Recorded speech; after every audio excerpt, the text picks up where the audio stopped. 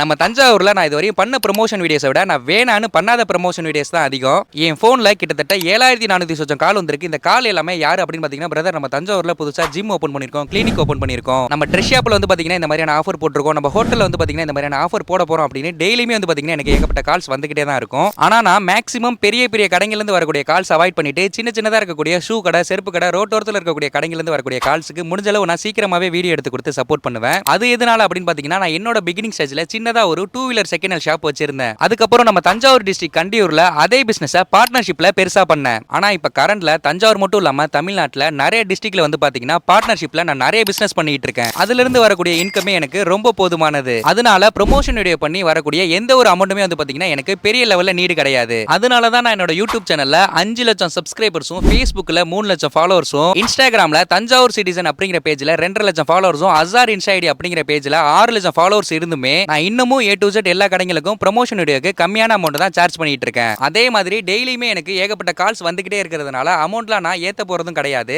என்னோட மெயின் பிசினஸ்லயே வந்து பாத்தீங்கன்னா எனக்கு போதுமான இன்கம் இருக்கிறதுனால நான் இன்னமே பண்ணக்கூடிய ப்ரமோஷன் அமௌண்ட்ல 90% வந்து பாத்தீங்கன்னா எனக்கு தெரிஞ்சவங்க, தெரியாதவங்க, என்ன ஃபாலோ பண்ணிருக்கவங்க, பண்ணாதவங்கன்னு நிறைய பேருக்கு வந்து பாத்தீங்கன்னா நான் கிஃப்டாவே கொடுக்க போறேன். பேலன்ஸ் 10% நான் எந்தெந்த ஏரியாக்கெல்லாம் கிஃப்ட் கொடுக்க போறேனோ அதுக்கான டிராவல் எக்ஸ்பென்சிவா போயிடும். இன்னையில இருந்து இனிமே நம்ம தமிழ்நாட்டுல என்ன ஃபாலோ பண்ணவங்களுக்கும் சரி, என்ன ஃபாலோ பண்ணாதவங்களுக்கும் சரி நான் சொன்ன மாதிரி கிஃப்ட் கொடுப்பனா இல்லையா அப்படிங்கறத அடுத்தடுத்த வீடியோவா பார்த்து தெரிஞ்சுக்கங்க.